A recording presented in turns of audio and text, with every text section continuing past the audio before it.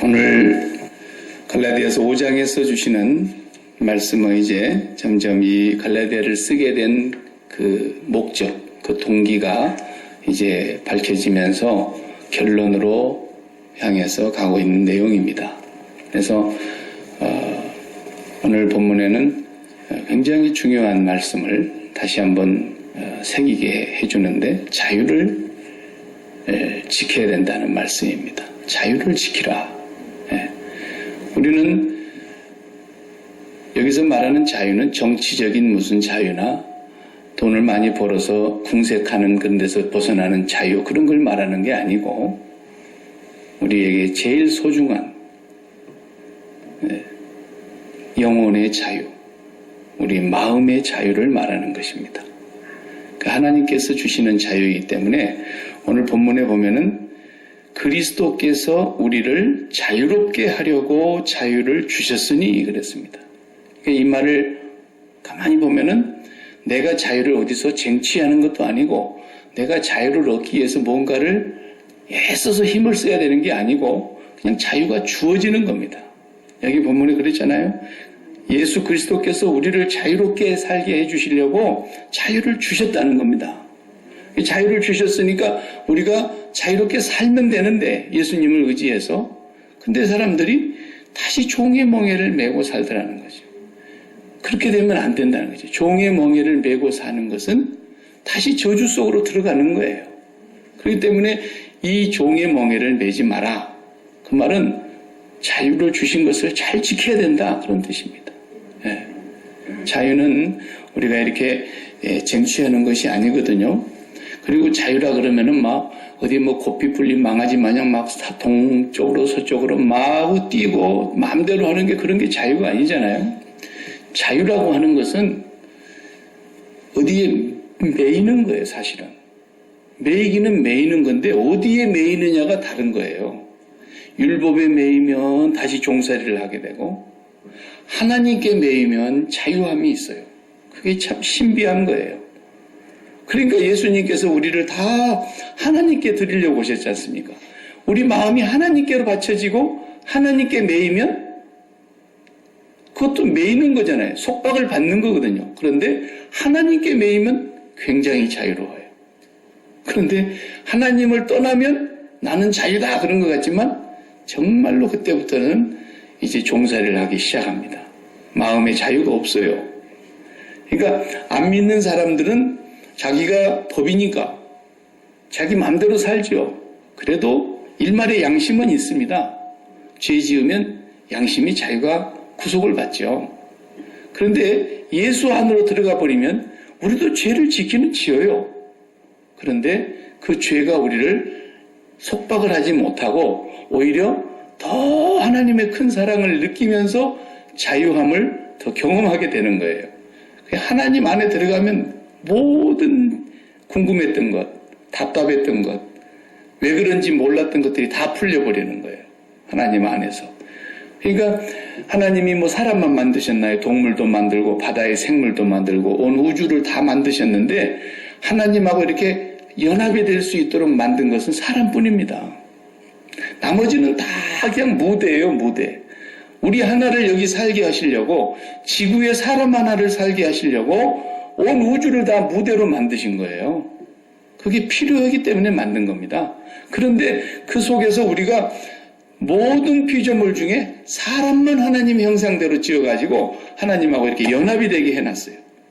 그리고 사람을 지을 때에는 하나님이 그 마음에 딱 들어오시려고 마음에다가 빈자리를 딱 두신 거 아닙니까? 하나님을 마음에 모시면 그렇게 자유할 수가 없어요.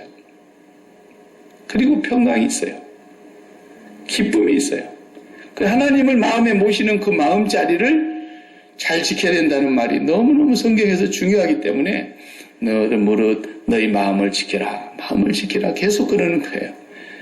왜 그러냐면 이게 우리가 범죄한 아담의 하와의 죄가 세상에 들어오면서부터 인간들의 마음속에서 하나님을 등지고 하나님을 떠난 거 아닙니까? 그 마음에 하나님을 담아야 될 자리에다가 하나님을 떠난 인간들이 뭘 담기 시작했습니까? 우리가 아는 이제 돈, 돈을 담아요. 어린 애기들은 돈을 모르니까 그냥 엄마만 있으면 좋다 그러는데 이게 조금 커가지고 이제 세뱃돈 안 뺏길 때쯤 되면은 이게 돈을 알기 시작해요. 그래갖고 점점 학교를 다니면서 뭐니 해도 이게 돈이 많아야 되는 거구나. 이걸 또 세상에서 배우는 거예요, 애들이. 그래가지고 돈이 굉장히 중요하다는 걸 알고 돈을 많이 벌어야 되겠구나. 그래서 이제 돈을 마음에다 담는 거예요. 아직은 돈을 못 벌었지만 돈을 마음에 담아요. 많이 벌려고 하는 그 생각이 벌써 마음에 담긴 거예요. 그러다 보니까 돈을 많이 벌어보려고 하는데 이 돈이 돌고 돌아서 나한테는 안 달라붙고 매번 꼬랑지만 보여주고 도망간단 말이에요. 그러니까 이 돈을 더 벌어보려고 애를 쓰는데 안 되니까 어떻게 해요? 하나님 이 사업을 부자가 되게 해주시면 이제 하나님하고 딜을 하는 거예요. 하나님 이번에 정말 이 사업만 잘 되면 제가 선교도 열심히 하고 교회도 뭐 새로 한다는데 하나 짓고 막 이제 하나님하고 하여튼 별소리를 다 하면서 딜에 들어가는 거예요. 하나님하고 네고시에이션을 하는 거죠. 이제. 이게 뭐냐면 이제 율법주의로 돌아가는 거거든요. 그 내가 돈이라는 예를 들었습니다만 돈뿐이겠습니까? 돈은 가졌는데 또 건강이 무너져 봐요. 그것도 뭔 소용이 있냐. 그러니까 건강도 하나님께 책임져 주셔야 되겠는데 건강이라는 것이 마음에 딱 들어와서 자리를 잡잖아요. 그러면 병들기 시작하면 하나님 앞에 와서 이 병 좀 고쳐주세요. 이 병 좀 고쳐주세요. 계속 그러게 되죠. 그 다음에 또 거기서 끝나는 게 아니잖아요. 자식이 태어났는데 이 자식이 좀 잘 돼야 되겠단 말이에요. 자식도 마음에 담았어요.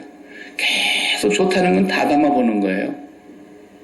그리고 이것을 얻을 수 있다면 내가 무슨 희생을 해라도 다 하겠습니다. 이것이 율법주의예요. 예. 하나님은 우리 보고 그런 희생을 해갖고 네가 꽤나 고생하고 나를 위해서 희생하고 굉장히 수고하고 땀 흘리는 걸 보니까 내가 너희 집을 좀 잘 되게 해줘야 되겠구나. 하나님 그런 분은 아니에요. 예. 그리고 우리가 그렇게 하나님을 만들어놨어요.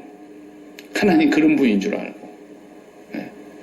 그래서 옛날 이제 중세시대의 그런 문학을 보면은, 소설에 보면은 그런 거 있어요. 괴테라는 사람이 쓴 파우스트 같은 거 보면은, 그런 것을 중세시대 사람들이 신앙이 변질되니까 그런 소설이 나오는 거예요. 예. 파우스트라는 그 작품에 영혼을 파는 얘기가 나와요. 영혼을 파는데, 그 당시에 이제 그런 전설들이 막 세상에 돌아다녔거든요. 영혼을 파는 사람들. 영혼을 판다는 얘기가 뭔 얘기냐면 이제 요하네스 파우스트 박사 이야기라는 그 전설, 우리나라 같으면 뭐 전설 따라 삼철 이렇게 하고 옛날 얘기 나오잖아요. 그런 것처럼 그 중세에 그런 전설이 있었어요. 이 파우스트 박사가 자기가 좀 인생을 보람있게 의미있게 살아보려고 하는데 그러려니까 중세시대는 이 마법이 굉장히 유행했던 시대 아닙니까? 그러니까 그 마법을 자기가 배워가지고 좀 더 훌륭하고 의미 있는 인생을 살아보려고 생각을 하는데 아무리 해도 안 되는 거야, 이게. 자기로서는. 그러니까, 내한테 정말 마법을 좀 가르쳐 줄 수 있는 악마가 왔으면 좋겠다. 이런 생각을 들은 거예요. 근데 생각지도 않는데 악마가 진짜 찾아왔어요. 내가 너한테 신비한 마법을 줘서 내 능력을 빌려줄 테니까 네가 그렇게 한번 살아봐라. 이제 파우스트가 그러면 내가 당신의 그런 신비한 매직이나 마법을 부릴 수 있도록 나에게 능력을 달라 그러니까 그것은 내 권한이 아니고 나도 저 위에 한 사람을 모시고 있는데 그게 루시퍼라고 하는 악마가 있는데 악마 대장이라는 거예요. 내가 거기 가서 허락을 받아야 되니까 기다리라고 허락을 받아갖고 왔어요. 그런데 그냥 주는 게 아니에요. 24년 동안 내가 너에게 이제 이 마법을 부리는 것을 내가 빌려줄 텐데 계약서를 쓰는 거예요. 네가 정말 인생의 깊이를 알고 의미 있는 삶을 살게 되는 어느 때에 이제 내가 너의 영혼을 지옥으로 데려가겠다는 거예요. 지옥으로 데려가겠다는데 계약서에 사인을 하는 거죠. 그리고 자기 영혼을 파는 거예요. 그리고서는 자기가 이 세상에서 뭔가 의미 있는, 다시 말하면 자기 마음속에 좋다고 생각하는 거, 그런 것을 갖고 싶은 거예요. 마법을 통해서도. 예. 그런 이제 전설 같은 얘기들이 중세시대에 많이 이렇게 책으로 돌아다니던 그런 시대에 괴테도 그 파우스트 작품을 자기가 쓰면서 거기 파우스트 박사가 마법으로 가지고 무슨 뭘 하려고 그런 게 아니고 이 사람은 학문의 연구를 통해서 자기 인생을 실현해 보려고 자기 인생에 뭔가 성공을 꿈꾸는 그런 사람이었다고요. 그래가지고 이 사람이 이제 악마하고 계약을 맺는 거예요. 그래서 악마가 와서 뭐라 그러냐면 내가 인생에 있어서 최고 좋다는 거, 세상에서 최고 좋다는 연락을 다 가지고 즐길 수 있게 해줄 테니까. 에? 그러니까 내가 나이가 많아갖고 그런 거 재미없는데 그러니까 그럼 내가 젊게 해주지. 20살로 나이를 젊게 해주는 거야. 나이를 청년으로 다시 돌려줬어. 그래가지고 그냥 열심히 가서 세상에 좋다는 걸 다 누려보도록 하는데 또 계약서를 쓰는 거예요. 네가 어느 날 세상의 모든 재미, 세상의 모든 연락, 세상의 최고 아름다운 것들을 다 누리게 될 때, 야, 시간아 멈춰다오. 이대로 멈췄으면 좋겠다. 그럴 때가 오면은 그 절정이잖아요, 그때가. 그때에 내가 내 영혼을 지옥으로 데려가겠다는 거예요. 오케이, 이걸 쌓이는 거예요. 그런 이제 중세시대의 문학에 그런 내용들이 나오는데, 신앙생활 하는 사람들도 그렇게 사는 사람들이 너무 많다는 거예요. 그걸 오늘 본문에서는 종의 멍에를 매지 말라라고 말하는데, 종의 멍에를 메고 사는 사람들. 다시 말하면 영혼을 파는 사람들이에요. 영혼은 정말 생명 아닙니까? 중요한 거죠. 굉장히 중요한 가치죠, 영혼이. 그 최고의 가치를 팔아먹는 사람들이 어떻게 그리스도인이 그럴 수 있냐는 거예요. 율법주의에 빠지면 그렇게 된다는 거예요. 그래서 지금 예수님께서 너희들을 거기서 빼내려고 당신이 직접 자유를 가지시고 자유를 만드신 분이고 자유를 주시는 분인데 진리가 너희를 자유케 하리라 그랬었는데 예수님이 진리이시며 우리에게 진짜 자유를 주시는 분인데 자유를 주시려고 오셔가지고 당신은 자유를 다 포기했지 않습니까? 사람이 된 것 자체가 포기한 거예요. 하나님이신데 지은 것이 그분이 없이는 하나도 된 것이 없다 그랬잖아요. 예수 그리스도는 창조하시는 하나님과 함께 일하신 분이세요. 그러니까 그런 자유로우신 분이 자유가 없는 몸으로 세상의 속박을 당하고 공간의 속박을 당하고 인간 세상에 와서 자유를 포기하고 십자가에서 죽어주시기까지 하면서 너희들을 자유케 하려고 그랬는데 어떻게 너희는 그렇게 다시 종의 자리로 들어가냐? 바울은 지금 갈라디아 교회에 계속 그 얘기를 하는 거예요. 만약에 내가 그런 자유를 속박하는 그런 할례를 행해야 된다. 할례만 행하는 것이 아니라 율법을 지켜야 된다. 그래야만이 하나님의 자녀가 될 수 있다. 그랬다 그러면은 내가 그렇게 지원했다 그러면 왜 핍박받았겠냐? 나는 핍박을 받을 이유가 없는데 그 율법에서 해방을 받고 할례 받지 아니하여도 예수를 믿고 성령으로 거듭나게 되면 하나님의 자녀 아브라함의 자손이 되는 것을 계속해서 바울이 증거하다 보니까 핍박을 받는 거예요 지금. 오늘 본문에 보면은 11절에 그런 말씀했어요. 우리가 같이 읽었지만 형제들아 내가 지금까지 할례를 전한다면 어찌 지금까지 박해를 받겠냐 그랬어요. 그 다음 말씀을 읽어보세요. 그리하였으면 십자가의 걸림돌이 제거되었으리니 십자가는 걸림돌이에요. 걸림돌. 유대인들에게 있어서도. 그러니까 이 십자가의 걸림돌을 내가 버려버렸을 거라는 거예요. 그럼 핍박 안 받는 거 아니에요. 십자가는 예수 믿는 사람들에게 걸림돌과 같은 거예요. 이 십자가가. 그래서 매일매일 영혼을 팔아버렸던 그런 파우스트 박사처럼 아니 사람들이 영혼처럼 소중한 걸 팔아먹는다는 거예요. 그걸 팔아먹고 다른 것을 자기 마음속에 담아놓고 그것을 쟁취해 보려고 한다는 거죠. 영혼을 파는 사람들이. 그럼 그리스도인들 중에도 갈라디아 교회에 그런 사람들이 있더라는 거예요. 어떤 사람들입니까? 마음에 하나님을 빼버리고 하나님이 최고 중요한데 하나님과 하나 되고 연합되는 것, 하나님과 하나 되는 것이 최고 우리 인간의 최고의 복인데 그 하나님은 마음에서 쏙 빼버리고 뭘 집어넣었다고요? 오래 사는 거, 건강한 거, 돈 많이 벌고 부자 되는 거, 자녀들 성공하는 거, 세상의 명예와 부귀 영화를 누리는 거, 이런 것을 마음에다 딱 담아놓고 와가지고 더 재미있는 것은 그걸 담아갖고 와가지고 누구한테 찾아가요? 자기들이 마음에서 빼내버리는 하나님한테 찾아가는 거예요. 이게 영혼을 파는 거 아니에요? 아니 그걸 차라리 빼냈으면 하나님한테 가지를 말아야죠. 하나님을 마음에서 빼내버리고 세상에 그걸 담아놓고 지난주 제가 오후에 말씀드린 대로 이 세상에 속하여 있는 목숨, 마음이 숨쉬는 것들 말이에요. 그런 것들을 마음에다 잔뜩 집어넣어놓고 왜 또 하나님은 왜 찾아갑니까? 하나님 빼내놓고 왜?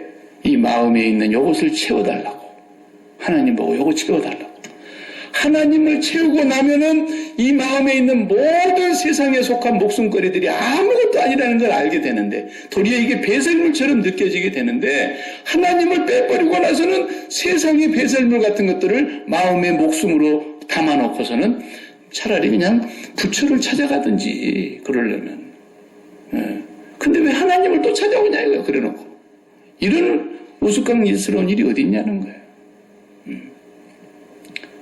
기독교인들 가운데도 율법주의에 들어가는 것이 바로 그거예요. 내 생명을 팔아먹는 거예요. 내 생명이 누군데 예수님이 길이요 진리요 생명이라고 그러잖아요. 예수님이 내 마음에 숨쉬는 진짜 생명이란 말이에요. 세상에 예수를 믿기 전에는 내가 허물과 죄로 죽어 있었기 때문에 그 허물이 뭐였어요? 세상에 속한 것들로 숨쉬려고 했고 세상에 속한 것들을 생명처럼 여겼고 그 생명이 없어지면 그냥 벌벌벌벌 떨고 그 생명이 떠나질까 봐서 얼마나 우리가 두려워합니까? 그런데 그렇게 엉뚱한 생명을 마음에다가 담고 그걸로 숨 쉬려고 그러고 그걸로 기뻐하려고 그러고 그걸로 만족하려고 그러고 그걸로 행복하려고 그러고 그걸로 자기 인생에 무슨 의미를 발견하려고 그러고 맨 그렇게 허물가지로 죽어갖고 있는 사람들을 그리스도께서 오셔서 그가 찔림은 우리의 허물을 인하며 그가 상함은 우리의 죄악을 인함이라 허물과 죄로 죽은 우리를 살리셨도다. 그래서 우리에게 참 생명은 예수밖에 없다는 것을 예수를 우리에게 생명으로 가지도록 주셨는데 그 예수는 빼내버리고 또다시 세상에 숨쉬는 것들을 잔뜩 집어넣어놓고 예수님 이러고 앉아있다는 거예요. 이게 종교를 말하는 거거든요. 제가 이렇게 설교를 하고 나니까 여러분 한번 생각해봐요. 기독교인들 가운데 몇 퍼센트나 하나님을 제대로 믿고 있겠는가? 교회 성장학자들은 2%라 그래요. 2%. 지금 지구상에 예수를 믿는 사람의 퍼센테이지가 무슨 자기의 리주머나 어떤 자기의 신상을 쓰는데 종교란에다가 기독교, 천주교 이렇게 쓰는 기독교, 천주교를 합해가지고 두 개를 합해가지고 대략 25%가 예수를 믿는다. 이렇게 지금 얘기해요. 종교학자들은. 그런데 정말로 예수 믿는 사람, 정말로 하나님을 마음에 모시고 살고 있는 사람, 그리고 세상은 그리스도와 함께 십자가에서 못 박아버리는 사람, 그렇게 살아가는 참 그리스도인은 몇 퍼센트나 될까? 종교학자들이나 기독교 교회 성장학자들이 2%밖에 안 된다고 보고 있어요. 2%. 무서운 얘기입니다, 여러분.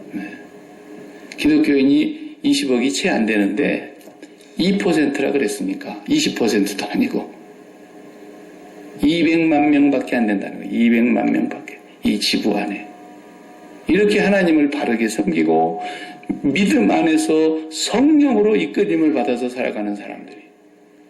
반대로 대부분이 마음속에 하나님을 모시고 하나님을 담고 만족하는 것이 아니라 하나님은 빼내버리고 세상의 것을 가지고 만족하려고 애를 쓰다가 안 되니까 하나님 찾아와가지고 이것 좀 어떻게 되게 해달라고 이러고 앉아있다는 거예요, 사람들이. 이건 교회가 아니라 그랬어요. 기독교라는 하나의 종교 생활을 하는 거죠. 당신 종교가 뭡니까? 기독교입니다. 당신은요, 불교입니다. 나는 아무 종교가 없습니다. 아무 종교가 없는 사람도 뭔가 믿는 구석은 있습니다. 그 사람은 돈을 믿겠죠. 자기 몸뚱아리 건강을 믿겠죠. 그러니까 안 믿는 것은 없어요. 다 믿고는 있어요, 뭔가를. 근데 우리는 하나님을 믿습니다. 그렇게 말은 하는데 하나님이 마음속에 계시는 것을 하나님 믿습니다라고 말해야 되는 건데 하나님이 아닌 다른 것들이 마음에 가득하게 차 있어가지고 이것을 어떻게 나는 불교는 가기 싫고 나는 기독교에 머물러 있고 싶은데 하나님이라는 분의 힘을 좀 빌려가지고 전능하시다는데 그분이 이런 전능하신 분의 능력으로 내 마음의 계획과 소원을 성취해서 내 인생을 좀 보람되게 의미 있게 만들어 봐야 되겠다. 이렇게 생각하는 건 기독교가 아닙니다. 근데 왜 그렇게 살라 그러느냐고 바울이 지금 계속해서 이 얘기를 하고 있는 거예요. 왜 다시 종으로 내려가려 그러느냐. 네. 그래서 종의 멍에다는 말과 여기 정반대되는 말이 11절에 1절에 종의 멍에 그랬고 11절에는 십자가의 걸림돌 이렇게 얘기했어요. 종의 멍에를 맺는 삶은 율법적으로 다시 돌아가는 것이고 자기의 영혼을 파는 행위고 십자가의 걸림돌을 붙들고 살아가는 사람들은 십자가의 걸림돌이라는 게 뭐예요? 예수 그리스도로 말미암아 우리가 모든 죄와 허물과 세상과 나에 대해서 죽었다라는 거예요. 죽었다는 거예요. 매일매일 그 십자가의 걸림돌 때문에 나는 핍박을 받고 있다는 거예요. 그 십자가라는 걸 빼내버렸으면 나는 절대 핍박받을 일이 없다. 바울도 그랬어요. 그 십자가라고 하는 걸림돌이 지금 내가 이렇게 핍박받고 박해받는 이유다. 그랬어요. 그 십자가라고 하는 것은 예수 그리스도의 달리신 죽음을 얘기하는 건데 나도 그리스도와 함께 십자가에 달렸다는 얘기 아니냐. 그러니까 내 마음속에서 뭔가를 갖고 싶은 욕망이 일어나는 것이 사람인데 나도 저런 것이 좀 있었으면 좋겠다. 나도 저런 삶을 살아봤으면 좋겠다. 뭐 그런 마음이 사람은 들게 마련인데 그런 마음이 들 때마다 내가 어떤 사람이라는 거예요. 십자가에 그리스도와 함께 못 박혀 있는 사람이라는 걸 기억하라는 거예요. 그리스도와 함께 십자가에 내가 달려있는 사람이라는 거예요. 그래서 날마다 우리가 기도할 때에 그리스도를 바라다보며 그리스도를 묵상하며 그리스도를 생각하며 그리스도를 끝까지 의지할 때에 성령이 오셔서 우리의 마음을 하나님께로 인도해 가시는 거예요. 그래서 하나님의 사랑을 깨닫게 하시는 거죠. 그래서 오늘 6절을 보면은 다 같이 6절을 보세요. 결론이 뭐라고 나오냐면 6절이 결론 같은 말씀입니다. 그리스도 예수 안에서는 할래나 무할래나 효력이 없다 이거예요. 네, 효력이 없어요. 아무것도 아니에요. 뭐만 있는 거예요? 사랑으로서 역사하는 믿음뿐이라 그랬어요. 그냥 믿음뿐이라 그러지 않았고 사랑으로서 역사하는 믿음이라 그랬어요. 사랑으로서 역사하는 믿음. 그 사랑이 뭐겠어요? 그 사랑은 하나님의 사랑을 얘기하는 겁니다. 하나님이 내 마음속에 더 거하고 계시고 예수 그리스도를 통하여 내가 하나님이 아버지가 되셨다는 것을 날마다 묵상하며 예수 그리스도와 함께 연합하는 자들이 하나님 안에 하나가 되는 것이에요. 그 하나님 안에 있는 그 삶을 통해서 그 사랑을 깨달을 때에 그 사랑을 깨닫는 그 사랑을 얼마나 내가 큰 사랑을 받은 사람이며 얼마나 내가 하나님 앞에 큰 은총을 입은 사람이며 하나님 앞에 얼마나 내가 거저받은 선물을 가지고 살아가는 사람인가를 깨닫게 되는 그 사랑으로서 역사하는 믿음만 우리에게 가장 소중한 거라는 것을 말하고 있는 거예요. 네. 여러분 이 사랑을 못 깨닫고 살면요 이제 자유가 없어지는 겁니다. 예를 들어 볼게요. 실제 있었던 일인데요. 어떤 한 자매가 교회를 다니는 자매였는데 이제 교회를 다니다가 교회에서 마음에 든 청년을 알게 된 거예요.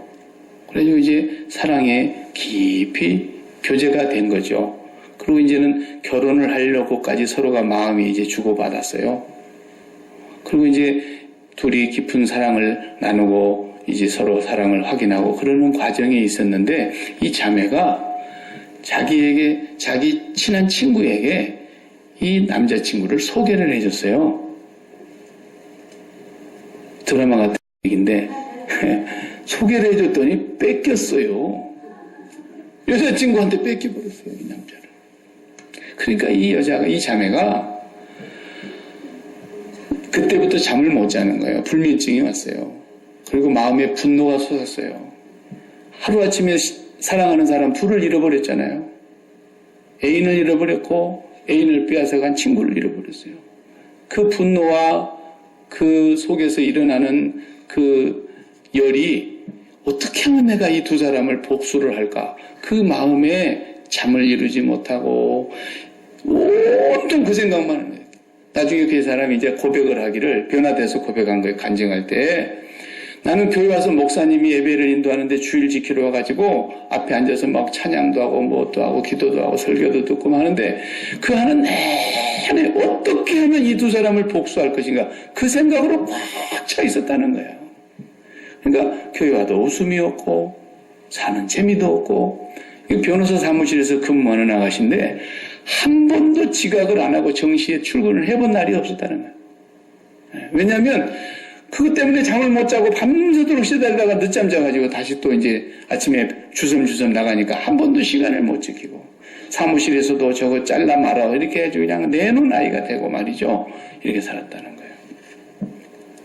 그러니까 교회에서 이제 이런 아이들을 앉혀놓고 목사님이 여러분 원수를 사랑해야 됩니다. 그래봐요. 설교는 멋있죠. 근데 되나요 그게? 그 마음에 그 상처가 너무 깊어가지고 이걸 어떻게 복수를 해가지고 아주 저것들이 그냥 불행해지는 것을 내가 보게 만들까? 이 생각밖에 없다 보니까 죽어도 사랑이 안 됩니다. 이게 뭡니까? 자유를 완전히 뺏긴 거예요. 그 사람이 마음속에 사랑이 없어졌어요. 아무리 사랑해보려고, 아니 목사가 막 사랑은 하나님의 것 백날 얘기해도 안 돼요. 죽어도 안 돼요. 어떻게 하면 됩니까? 여기 5절에 보면은 우리가 성령으로 말미암아 믿음을 따라 의의 소망을 기다리노니 그랬어요. 우리 성경은 그렇게 쓰여져 있는데 본래 영어 성경이 정확한 번역 같아요. 영어 성경은 뭐라고 되어 있냐면 제가 갖고 있는 영어 성경에는 For through the Spirit 이렇게 얘기했어요. 성령을 통하여, 그 다음에 by faith 그랬어요. 믿음에 의한 성령을 통하여 그랬어요. 그러니까 믿음으로 우리가 구원받는 건 맞아요. 그죠? 예수님을 믿음으로 구원을 받는데 믿음으로 구원받는 것만 가지고 우리가 다 되는 것이 아니에요. 믿음이 계속 자라가게 하시는 분이 누구냐? 성령님이 오셔서 through the Holy Spirit이에요. 성령님을 통해서 우리가 믿음이 점점 자라가는 거예요. 믿음으로 구원은 받았어요. 그러나 그 믿음이 성령으로 말미암아 계속해서 의의 소망을 기다리는 그 성장이 있어야 된단 말이에요. 성숙해 가야 되는 거예요. 그러니까 이 자매가 자기 교회 담임 목사님이 하루는 보니까 이상하다. 왜 저 자매는 그렇게 얼굴도 못나지도 않았고 직장도 별로 나쁘지도 않고 그런데 교회 오면 웃지를 않을까? 얼굴에 근심이 있고 얼굴이 그늘이 있고. 하루는 목사님이 불러다가 얘기를 한 거예요. 그랬더니 이 자매가 그 간증을 고백을 한 거죠. 목사님 앞에. 그래서 목사님이 복음을 전했대요. 너 예수 믿니? 그러니까 나는 뭐 그런 거 모르고 교회만 다니면 된 줄 알았다 그랬대요. 그러니까 교회만 다니면 열심히 다니고 교회에서 하라는 대로만 잘하면 되는 줄 알았는데 예수를 믿고 구원을 받고 뭐 이 복음을 잘 몰랐던 거예요. 그래서 복음을 전하고 예수님을 정말로 영접하고 그 다음에 이 자매가 정말 간절히 기도하고 또 목사님이 기도해주고 그리고 성령이 그에게 역사하니까요. 이 마음속에 그 자기가 담고 있었던 이 복수하고 싶은 마음, 저 두 사람이 반드시 내가 눈이 눈을 감는 날까지 저녁까지는 불행해지는 걸 내가 봐야 되겠다. 이런 분노가 막 속에서 복수심이 불탔는데 그게 싹 다 눈 녹듯이 사라져버리고 그 남자보다도 훨씬 좋은 남자를 만나갖고 잘 먹고 잘 살았더래요. 그러니까 성령이 역사하시니까 그 마음속에 그 분노가 사라진 거예요. 절대로 성령으로 하지 아니하고는 사랑으로 역사하는 믿음이 안 생깁니다. 우리 여러분 경험해보잖아요. 사람이 한번 미워지면요, 그 미운 마음이 히 없어지질 않아요. 더구나 그 사람이 나한테 상처를 깊이 준 사람이라고 생각해봐요. 그 사람 때문에 내 마음속에 깊은 상처를 받았어요. 그 사람 용서가 쉽게 안 됩니다. 알아. 우리에게 죄 지은 자를 사하여 준 것 같이 우리 죄를 사하여 주옵시고. 거기서 항상 걸린다고요. 아무리 기도를 해봐도. 주기도문도 제대로 못해요. 괴로워서. 형제에게 원망들 만한 일이 생각나거든 제물을 제단에 갖다 바치기 전에 가서 먼저 사과하고 그리고 와서 제단에 예물을 드리라. 그 말씀이 막 걸리는 거예요. 성경에서 이런 말씀만 좀 바꿔랬으면 좋겠어. 자유가 없는 거예요. 아무리 사랑해 보려고도 안 돼. 왜 그래요? 예수님을 믿음으로 구원은 받았는데 성령으로 말미암아 그 믿음이 그 자유로운 단계까지 들어가지를 못해서 그래요. 하나님의 사랑의 경험이 없어서 그러는 거예요. 하나님의 사랑이 내게 임하고 그 사랑이 깨달아질 때만 진짜 사랑이 나오게 돼 있어요. 여러분, 우리는 절대 사랑할 수 없습니다. 그 사랑한다는 건 그건 다 예수 안 믿는 사람도 누구나 하는 거예요. 그건. 그 누구나에게 있는 기본적인 양심이고 기본적인 교양이에요. 기본적인 윤리예요. 그런 건 사랑이 아닙니다. 사랑은 어떤 게 사랑이냐? 제가 태어나고 살았던 고향에서 차로 한 20분만 가면 그 유명한 사랑의 원자탄의 주인공이신 손양호 목사님이 평생 목회하시다가 순교를 당하신 그 교회가 있어요. 아시잖아요, 여러분. 들어서. 그 손양호 목사님이 어떤 분인가? 공산당 애들이 내려왔을 때에 그냥 학교에 두 아들이 학교에를 가는데 학교에 가서 그 공부를 하는 두 아들이 공산당들에 의해서 이 죽창에 찔려가지고 그때 당시에 형은 장남인 형은 유학을 가기로 돼 있었어요. 미국에 이제 선교사님들이 길을 열어줘가지고 유학하려고 이제 모든 그 퍼밋을 다 받아놓은 건 거예요. 그런데 형이 죽으면 안 되니까 동생이 우리 형 살려달라고 애원하고 우리 형은 우리 집에 가문의 장손이라서 죽으면 안 된다고 막 그러면서 동생이 앞길을 막으니까 동생을 먼저 죽였어요. 그리고 또 형을 또 죽인 거예요. 그 두 아들을 그냥 다 죽여버린 거예요. 손 목사님의 아들. 무덤이 우리 동네에 있거든요. 손 목사님의 무덤하고 같이.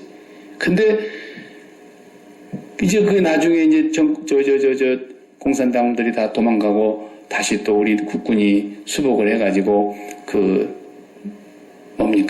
재판을 할 때 공산당들 내려왔을 때 붉은 완장 차고 같이 공산당하고 협력하면서 죽이는데 앞장섰던 사람들 다 잡아다가 이제 군사재판을 해서 군정시식이니까 총사령으로 죽이는 거 아닙니까?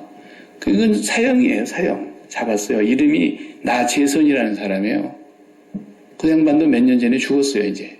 마지막 죽으면서 내가 가서 우리 양아버지 만나고 내가 죽였던 손양호 목사님 아들 만나면 제일 먼저 가서 무릎 꿇고 사죄하겠다고 유언을 하고 그렇게 죽었죠. 그 양반이 죽게 됐을 때에 손양호 목사님이 그냥 탄원서를 쓰고 수많은 사람들의 탄원서를 모아다가 그 법원에 갖다 내놓고 이 사람을 죽이지 말고 제발 내가 아들로 삼게 해달라고.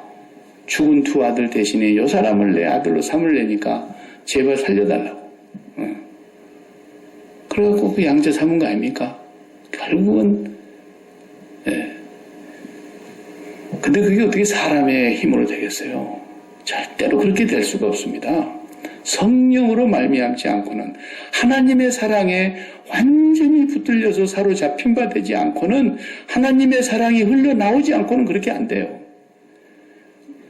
그 사랑으로 역사하는 믿음만이 우리를 그 심각한 정말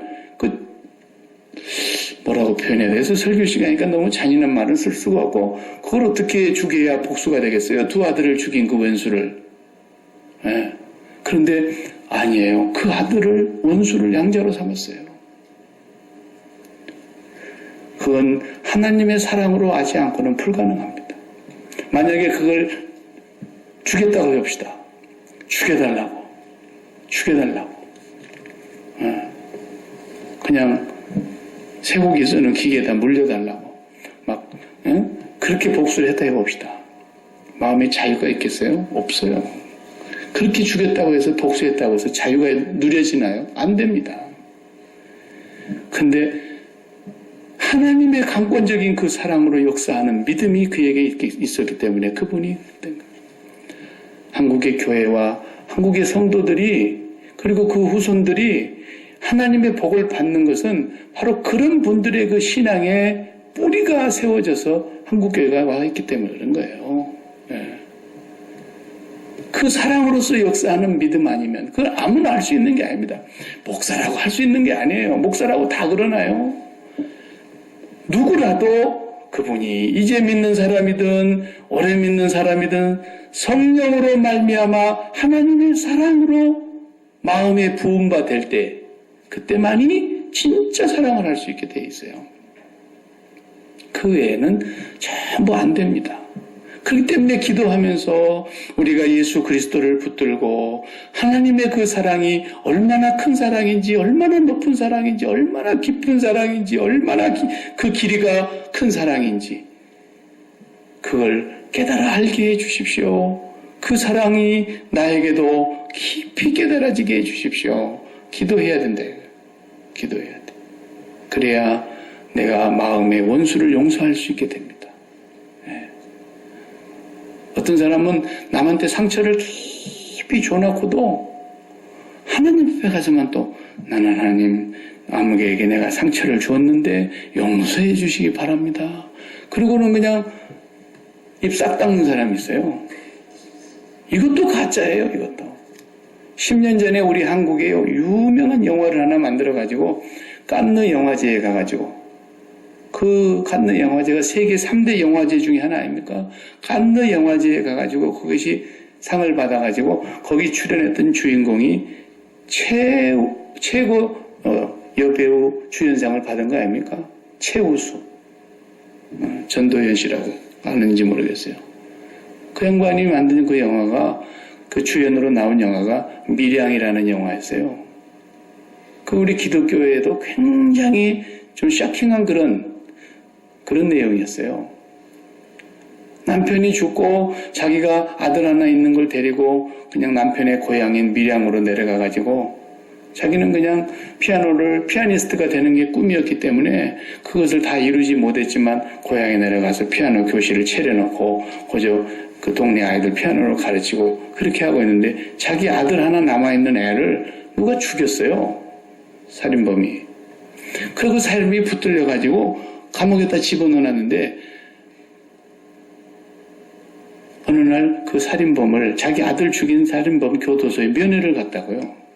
애기 엄마가 정말 두렵고 떨리는 가슴을 이렇게 부여잡고 갔는데 뭐라 그런지 아세요? 그 살인자가 나는 내가 섬기는 하나님 앞에 벌써 다 얘기해가지고 용서받았어. 딱 이러고 마는 거예요. 그게 기독교를 비판하려고 만든 영화는 아닌데 그냥 이상하게 그런 내용이 되고 말았어요. 그래가지고 아주 막 그때 그 논쟁이 심했던 거죠. 그래서 이 애기 엄마가 그냥 정신이 돌아버리잖아요. 그러면서 그냥 막대게 살아버리는 거예요. 무슨 이런 세상이 있고 무슨 그런 하나님이 있냐 이거예요. 응? 나는 이렇게 가슴이 찢어지게 아프고 죽겠는데 내 자식을 죽인 왼수가 교도소에 앉아있으면서 한다는 말이 태연하게 얘기하는 조금도 양심의 가책을 느끼지 않아요. 나는 내가 섬기는 하나님이 벌써 용서해줬다고. 그 말을 듣는 순간 이 애기 엄마가 그냥 정신이 막 어떻게 할 수가 없는, 그래서 그냥 막 살아버리는 그게 영화예요. 남에게 상처를 줬으면요, 그것도 사실은 자유가 없는 거예요. 그랬을 때 그 사람에게 가서 용서를 구해야 되는데 용서를 구할 수 있는 용기가 나나요? 안 나요. 예수 믿는다고 그런 용기가 생기는 게 아니에요. 그것도 성령으로 말미암아 하나님의 사랑을 깨달았게 됐을 때만이 진정으로 제가 잘못했습니다. 제가 오해했습니다. 제가 당신에게 못된 짓을 했습니다. 당신을 내가 나쁜 사람으로 내가 생각했습니다. 고백이 나오는 거예요. 그건 성령의 힘이 아니면 불가능합니다. 절대로. 그렇기 때문에 우리가 사랑한다는 모든 것이 사랑 하나에서 모든 자유가 다 해결이 되는 건데 그 사랑이 내한테서 나오나요? 어디?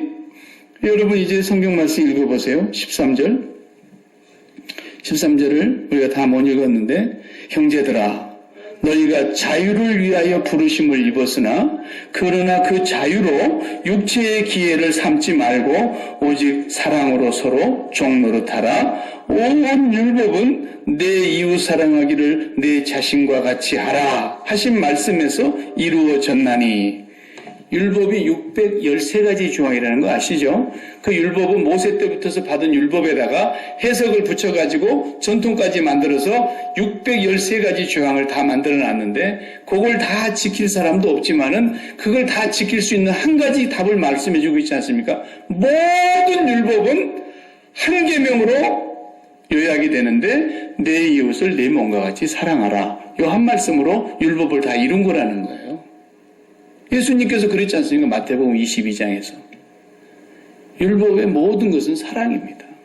근데 그 사랑이 나한테서 안 나온다니까요. 아무리 이웃을 사랑하려고 해도 아까 같이 그런 복수를 하고 싶은 마음은 생기고 나에게 상처를 준 사람을 반드시 내가 복수를 안 해도 누가 제3자가 복수를 해서라도 불행하게 되는 것을 내가 한번 꼭 봐야 되겠다. 이런 마음을 갖는 게 인간인데 사랑이 안 나와요. 그러나 하나님께로부터서 내려오는 성령으로 말미암는 사랑. 그래서 그 성령으로 말미암아 죄와 사망의 법에서 너희를 해방하였음이라 그랬잖아요. 성령으로 말미암는 하나님의 사랑을 깨달을 때만 우리는 진정으로 용서할 수 있고 용서받을 수 있고 그리고 자유할 수 있게 되는 거예요. 그 하나님의 사랑을 진정으로 우리가 깨닫게 되면 이제 우리 마음속에 영혼을 파는 일도 없어지는 거예요. 사업 몇 가지 붙들어 놓고 하나님 이거 잘 되게 해주세요 이러는 것이 아니라 이런 거 싹 십자가에 못 박아서 빼버리고 하나님 한 분이면 족한 거예요. 그냥 하나님 한 분이면 더 바랄 것이 없는 그런 사랑으로 역사하는 그런 믿음이 우리에게 세워지는 거예요. 예수님은 그것 때문에 오신 거예요. 예수님은 그것 때문에 우리를 이 종살이에서 빼내가지고 우리를 자유케 하시려고 당신은 자유를 포기하신 거예요.